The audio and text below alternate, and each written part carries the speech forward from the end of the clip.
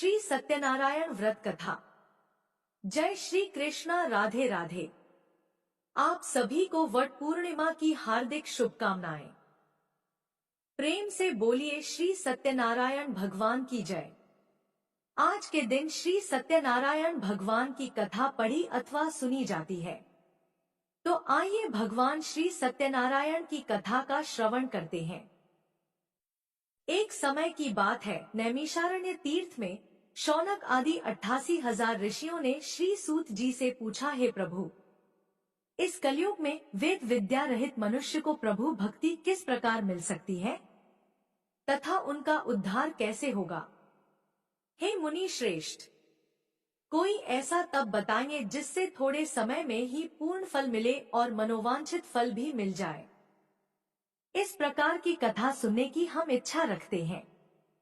सर्व शास्त्रों के ज्ञाता श्री सूत जी बोले, हे वैष्णवों में पूज्य, आप सभी ने समस्त प्राणियों के हित की बात पूछी है, इसलिए मैं एक ऐसे श्रेष्ठ व्रत को आप सभी को बताऊंगा जिसे नारद जी ने लक्ष्मी नारायण जी से पूछा था और स्वयं लक्ष्मीपति ने मुनि श्रेष्ठ नारद जी से इस कथा को कहा था।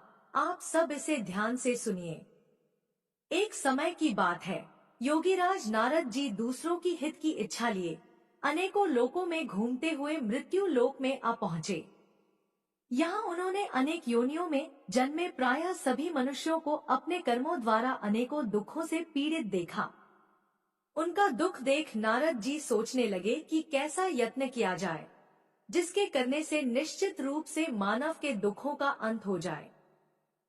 इसी प्रकार मनन करते हुए वह विष्णु लोक में गए। वहां वह देवों के ईश नारायण की स्तुति करने लगे, जिनके हाथों में शंख, चक्र, गदा और पद्म थे और गले में वर माला पहने हुए थे।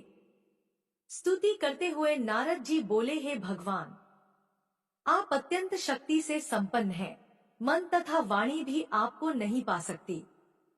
आपका आदि, मध्य तथा अंत नहीं है।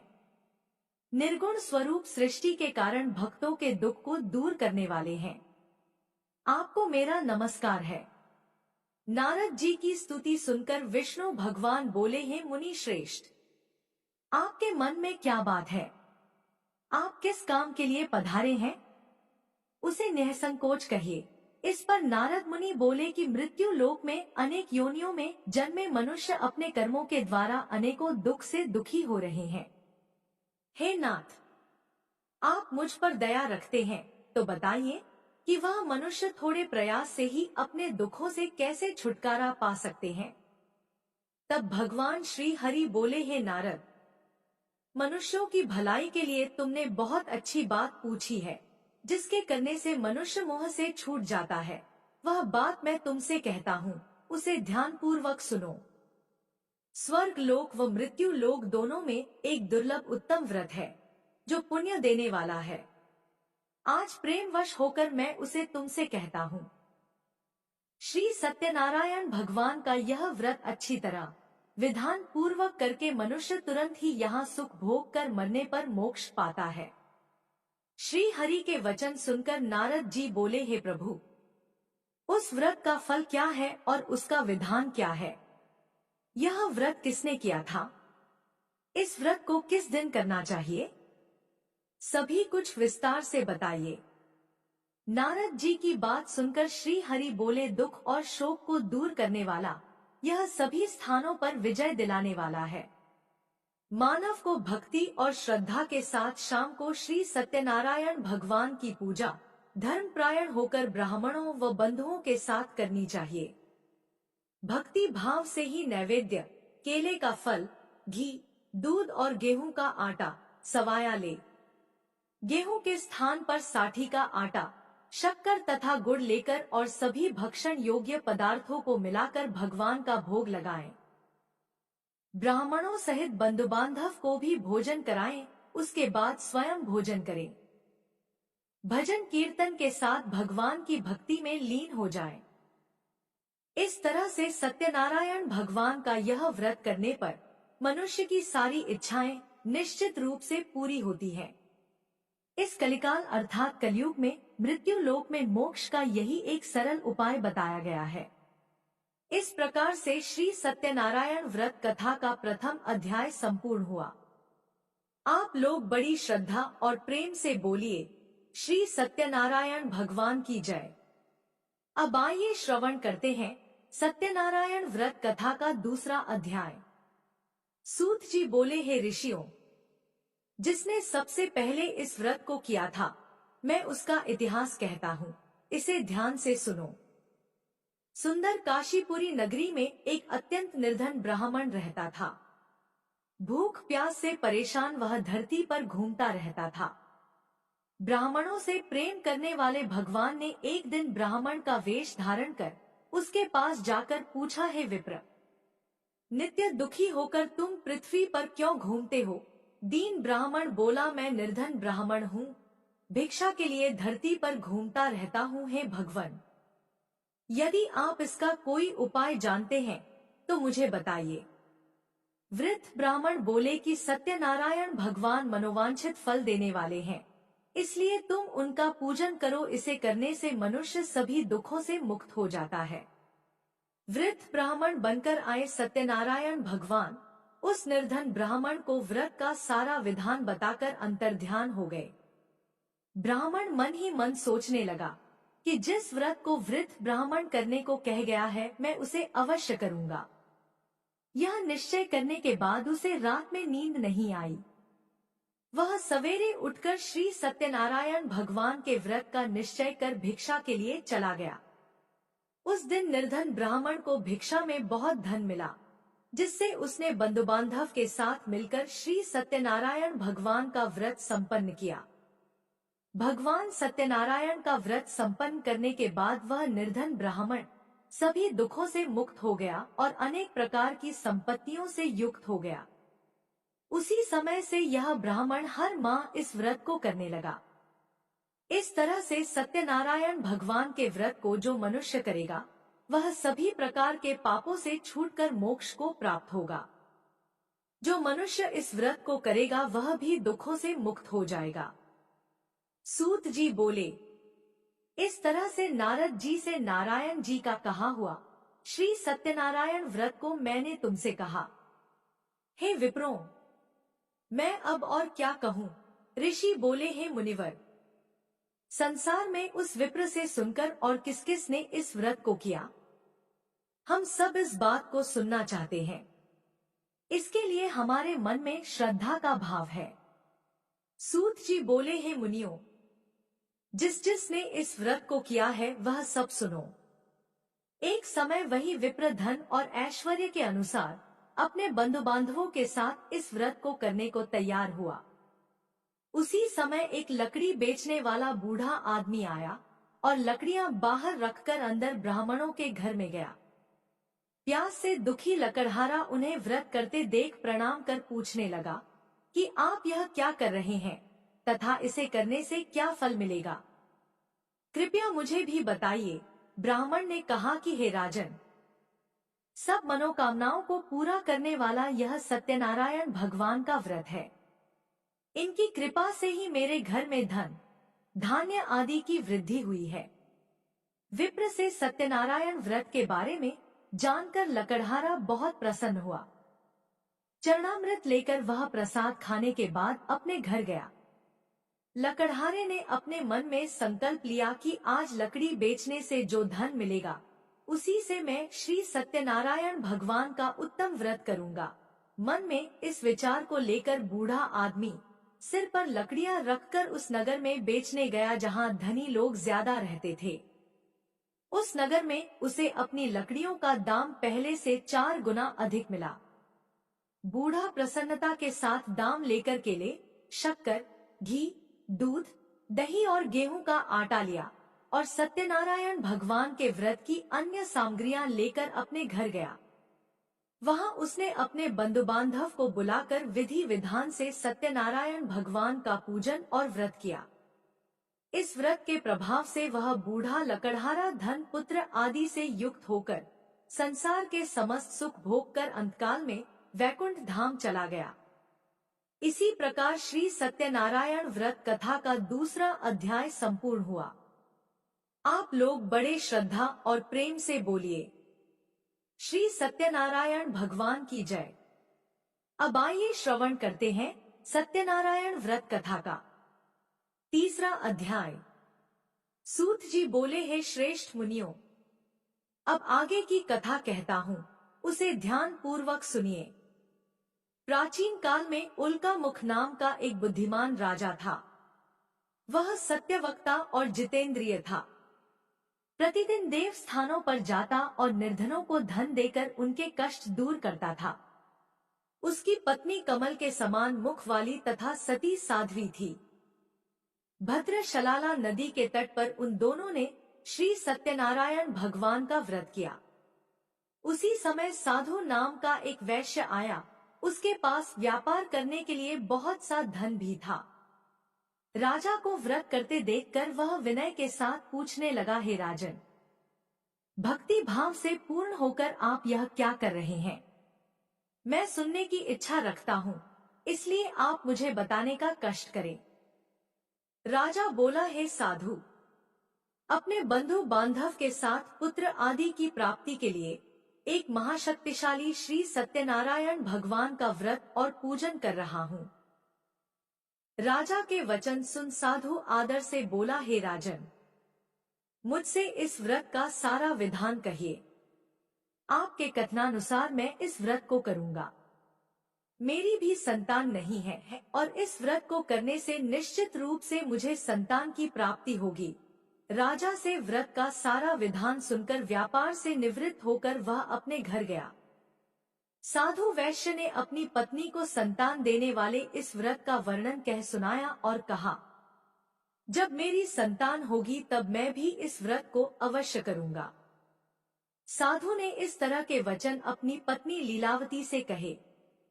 एक दिन लीलावती पति के साथ आनंदित हो सांसारिक धर्म में प्रवृत्त होकर श्री सत्यनारायण भगवान की कृपा से गर्भवती हो गई।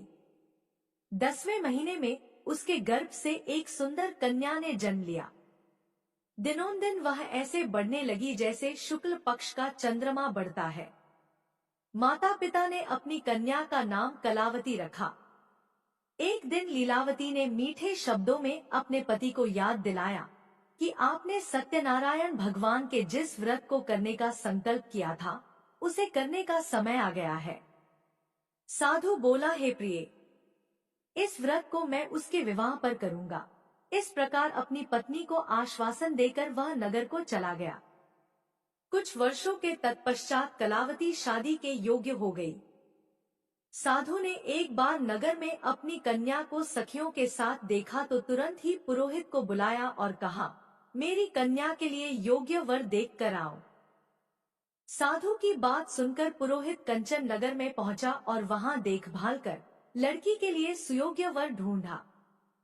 साधु ने बंधु बांधव को बुलाकर अपनी पुत्री का विवाह कर दिया, लेकिन दुर्भाग्य की बात यह थी कि साधु ने अभी भी श्री सत्यनारायण भगवान का व्रत नहीं किया। इस पर श्री सत्यनारायण भगवान क्रोधित हो गए और श्राप दिया कि साधु को अत्यधिक दुख मिले। अपने कार्य में कुशल साधु बनिया जमाई को लेकर समुद्र के पास स्थित रत्नापुर नगर में गया। वहां जाकर ससुर दामाद दोनों मिलकर चंद्रकेतु नामक राजा के नगर में व्यापार करने लगे। एक दिन भगवान श्री सत्यनारायण की माया से एक चोर राजा का धन चुराकर भाग रहा था। उसने राजा के सिपाहियों को अपना पीछा करते देख चुराया हुआ धन वहां रख दिया, जहां साधु अपने जमाई के साथ ठहरा हुआ था। राजा के सिपाहियों ने साधु वैश्य के पास राजा का धन पड़ा देखा तो ससुर जमाई दोनों को बांधकर प्रसन्नता से राजा के पास ले गए और कहा, महाराज, हम दोनों चोरों को पकड़ लाए हैं, आप आगे की कार्रवाई की आज्ञा दें। राजा की आज्ञा से उन दोनों को कारावास में डाल दिया गया और उनका सारा धन भी उनसे छीन लिया गया। श्री सत्यनारायण भगवान के श्राप से साधु की पत्नी भी बहुत दुखी हुई। घर में जो धन रखा था उसे चोर चुरा ले गए। शारीरिक तथा मानसिक पीड़ा व भूख प्यास से अति दुखी होकर कलावती एक ब्राह्मण के घर गई। वहां उसने श्री सत्यनारायण भगवान का व्रत होते देखा और कथा भी सुनी। वह प्रसाद ग्रहण कर रात को घर वापस आई। माता ने कलावती से पूछा, है पुत्री, अब तक तुम कहाँ थी? तेरे मन में क्या है? कलावती ने अपनी माता से कहा, है माता, मैंने एक ब्राह्मण के घर में श्री सत्यनारायण भगवान का व्रत अनुष्ठान होते देखा है। कन्या के वचन सुनकर लीलावती भगवान के पूजन की तैयारी करने लगी। लीलावती ने परिवार व बंधुओं सहित सत्यनारायण भगवान का पूजन किया और उनसे वर मांगा कि हे प्रभु, मेरे पति तथा जमाई शीघ्र घर आ जाएं। साथ ही यह भी प्रार्थना की कि हम सबका अपराध भगवान क्षमा करें। श्री सत्यनारायण भगवान इस व्रत से संतुष्ट हो गए और राजा चंद्रकेतु को सपने में दर्शन देकर कहा, हे राजन, तुम उन दोनों वैश्य को छोड़ दो और तुमने उनका जो धन लिया है उसे भी वापस कर दो। अगर ऐसा नहीं किया तो मैं तुम्हारा धन, राज्य और संतान सभी को नष्ट कर दूंगा। राजा को यह सब कहकर सत्यनारायण भगवान अंतर्ध्यान हो गए। प्रातःकाल सभा में राजा ने अपना सपना सुनाया, फिर बोले, वणिक पुत्रों को कैद से मुक्त कर सभा में लाओ। दोनों ने आते ही राजा को प्रणाम किया। राजा अत्यंत मधुर वाणी में बोला, है महानुभावों, दुर्भाग्य से ऐसा कठिन दुख तुम्हें प्राप्त हुआ है, लेकिन अब तुम्हें कोई भय नहीं है। ऐसा कहकर राजा ने उन दोनों को नए वस्त्र और आभूषण पहनाए और जितना धन उनका लिया था उससे दोगुना धन वापस कर दिया। दोनों वैश्य अपने घर को चल दिए। इस प्रकार से श्री सत्यनारायण व्रत कथा का तीसरा अध्याय यहीं पर संपूर्ण हुआ। बड़े श्रद्धा और प्रेम से बोलिए, श्री सत्यनारायण भगवान की जय। आइए अब श्री सत्यनारायण भगवान की कथा का चौथा अध्याय सुनते हैं। सूत जी बोले, वैश्य ने मंगलाचार कर अपनी यात्रा आरंभ की और अपने नगर की ओर चल दिए। उनके थोड़ी दूर जाने के बाद एक दंडी वेशधारी श्री सत्यनारायण भगवान ने उनसे पूछा, है साधु, तेरी नाव में क्या है? व्यापारी हंसता हुआ बोला, है दंडी, आप क्यों पूछते हो, क्या धन लेने की इच्छा है? मेरी नाव में तो बेल और पत्ते भरे हुए हैं। वैश्य के कठोर वचन सुनकर दंडी बने श्री सत्यनारायण भगवान बोले, तुम्हारे वचन सत्य हो। दंडी ऐसा वचन कहकर वहां से दूर चले गए और कुछ दूर जाकर समुद्र के किनारे बैठ गए। दंडी के जाने के बाद साधु वैश्य ने नित्य क्रिया के पश्चात नाव को ऊंची उठती देखकर आश्चर्यचकित हो गया और नाव में बेल पत्ते आदि देख वह मूर्छित हो वहीं पर गिर पड़ा। मूर्छा खुलने पर वह अत्यंत शोक में डूब गया। तब उसका दामाद बोला, पिताजी आप शोक ना मनाएं, यह दंडी का श्राप है, इसलिए हमें उनकी शरण में जाना चाहिए, तभी हमारी मनोकामना पूरी होगी। दामाद की बात सुनकर वह दंडी के पास पहुंचा और अत्यंत विनम्रता एवं भक्ति भाव से प्रणाम करके बोला, है महाराज, मैंने आपसे जो असत्य वचन कहे थे उनके लिए मुझे क्षमा कर दीजिए। ऐसा सुनकर महान शोकातुर होकर दंडी भगवान बोले, हे वणिक पुत्र, मेरी आज्ञा से बार बार तुम्हें दुख प्राप्त हुआ है क्योंकि तुम मेरी पूजा से विमुख हुए। साधु बोला, हे प्रभु, आपकी माया से ब्रह्मा आदि देवता भी आपके रूप को नहीं जानते। प्रभु, मैं तो अज्ञानी हूँ, कैसे जान सकता हूँ? आप प्रसन्न होइए प्रभु, अब मैं अपनी सामर्थ्य के अनुसार आपकी पूजा करूंगा। हे प्रभु, मेरी रक्षा कीजिए और पहले के समान नौका में धन धान्य भर दीजिए। साधु वैश्य के भक्तिपूर्ण वचन सुनकर भगवान प्रसन्न हो गए और उसकी इच्छा अनुसार वरदान देकर अंतर्ध्यान हो गए। ससुर जमाई जब लौटे तो नाव धन से भरी हुई थी। फिर वही अपने अन्य साथियों के साथ श्री सत्यनारायण भगवान का पूजन कर अपने नगर को चल दिए। जब नगर के नजदीक पहुंचे तो दूत को घर पर खबर करने के लिए भेज दिया।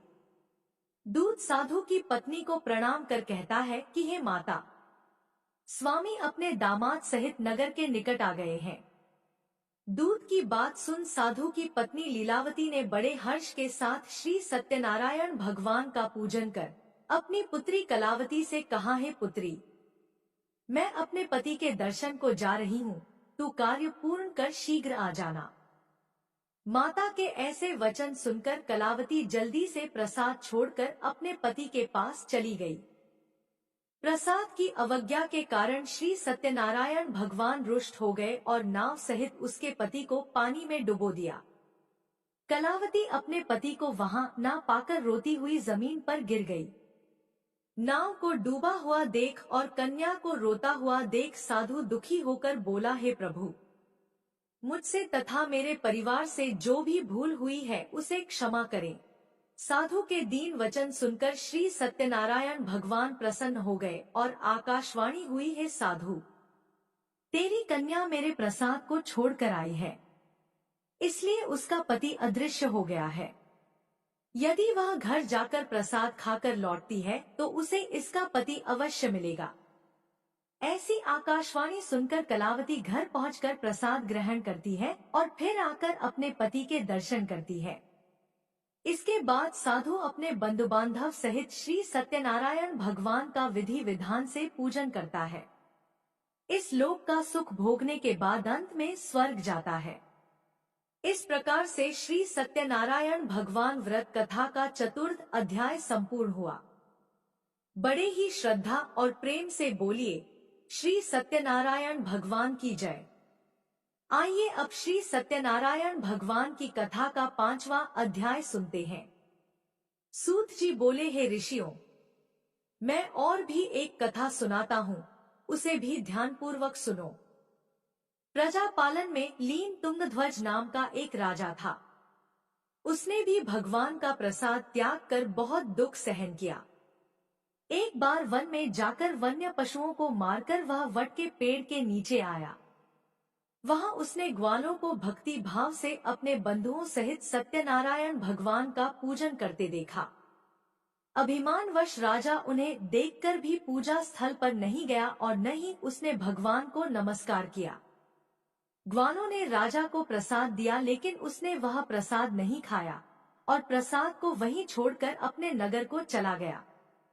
जब वह नगर में पहुंचा तो वहां सब कुछ तहस नहस हो चुका था। वह राजा शीघ्र ही समझ गया कि यह सब भगवान ने ही किया है।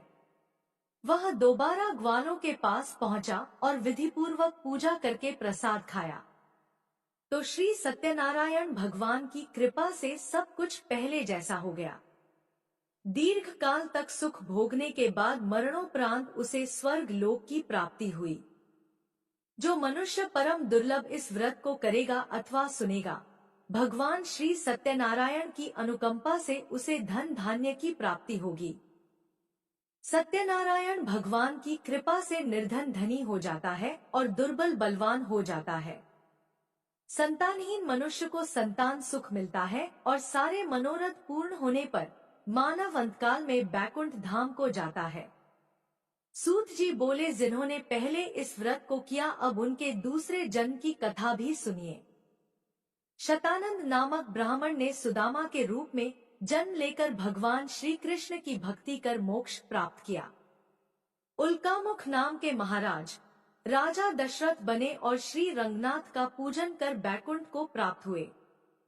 साधु नाम के वैश्य ने धर्मात्मा व सत्य प्रतिज्ञ राजा मोरध्वज बनकर अपने पुत्र को आरे से चीरकर मोक्ष को प्राप्त हुआ। महाराज तुंगध्वज स्वयंभू मनु हुए। उन्होंने बहुत से लोगों को भगवान की भक्ति में लीन कर मोक्ष प्राप्त किया। लकड़हारा भील अगले जन्म में निषाद राजा हुआ, जिसने भगवान श्री राम के चरणों की सेवा कर मोक्ष प्राप्त किया।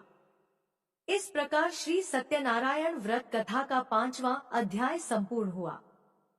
बड़ी ही श्रद्धा और प्रेम से बोलिए, श्री सत्यनारायण भगवान की जय। बोलिए, श्री सत्यनारायण भगवान की जय। श्रोताओं, पूरी सत्यनारायण व्रत कथा का निहितार्थ यह है कि लौकिक एवं पालौकिक हितों की साधना के लिए मनुष्य को सत्य आचरण का व्रत लेना चाहिए। सत्य ही भगवान है, सत्य ही विष्णु है। लोक में सारी बुराइयों, सारे कलेश, सारे संघर्षों का मूल कारण है सत्य आचरण का अभाव। श्री सत्यनारायण व्रत कथा पुस्तिका में इस संबंध में एक श्लोक है। जिसका अर्थ है कि सत्यनारायण व्रत का अनुष्ठान करके मनुष्य सभी दुखों से मुक्त हो जाता है।